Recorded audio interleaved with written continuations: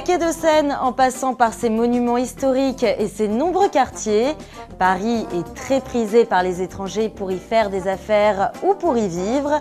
Et trouver un logement dans la capitale n'est pas une mince affaire. Quel quartier attire le plus d'étrangers? Quels papiers devez-vous fournir pour louer l'appartement de vos rêves?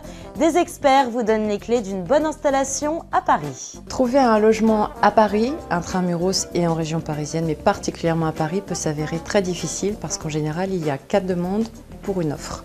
Bien souvent, l'emplacement de l'école déterminera le choix du logement, tout comme le style de vie du futur locataire. Alors très généralement, les gens qui ont des enfants et qui sont plutôt, on va dire, dans un environnement anglo-saxon vont préférer avoir un logement de type maison ou grand appartement dans l'ouest parisien, puisque c'est là que sont localisées les deux écoles phares, qui sont l'école l'American School et la British School. Lorsqu'ils n'ont pas d'enfants, ils peuvent préférer vivre dans Paris intramuros, et dans ce cas-là, effectivement, ils aiment beaucoup plutôt les quartiers centraux, donc du 1er, on va dire, au 7e arrondissement, le 7e étant l'arrondissement privilégié pour les Américains qui adorent cet arrondissement.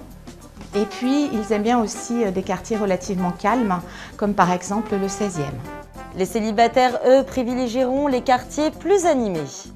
Les célibataires vont privilégier des quartiers comme le 5e, où il y a une vie après le travail qui leur permet de se faire des amis en France, de rencontrer des gens.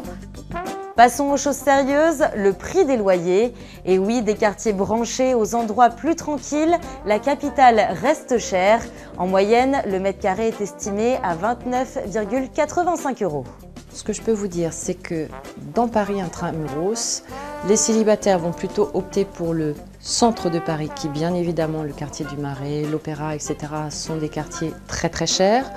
Pour un studio, je dirais en non meublé, il faut compter un minimum de 1 000 € dans ces quartiers-là.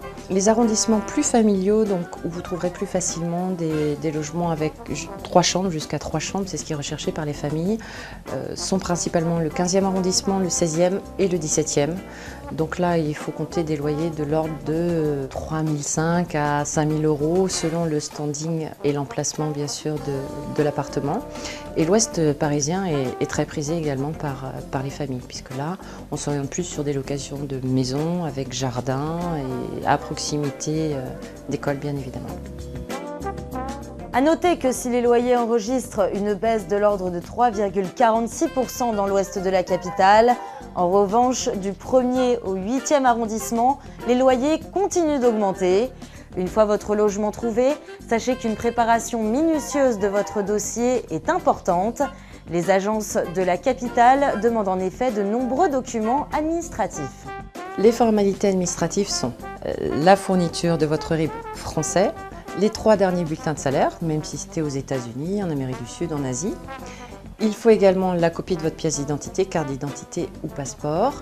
Et il faudra également une attestation d'embauche ou encore mieux, la copie du contrat de travail. À noter que pour tous les logements ayant un loyer inférieur à 1 500 € et non meublés, il va être demandé la fourniture d'une garantie. Et les garanties envers le propriétaire ne s'arrêtent pas là. Il y a une règle d'or à Paris également, c'est que les propriétaires et les agences immobilières vont vous louer un bien pour peu que vous puissiez justifier de gagner en net mensuel 3 fois le montant du loyer. C'est une règle qui peut surprendre, mais qui existe vraiment en France et qui est strictement appliquée. Sachez que si vous êtes passé par un agent immobilier, vous devrez vous acquitter des frais d'agence qui s'élèvent bien souvent à un loyer. Le bail peut enfin démarrer, il est coutume de le signer pour 3 ans. En somme, la recherche d'un appartement est un véritable parcours du combattant.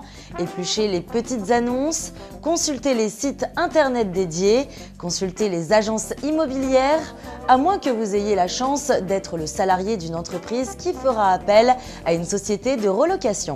À bientôt.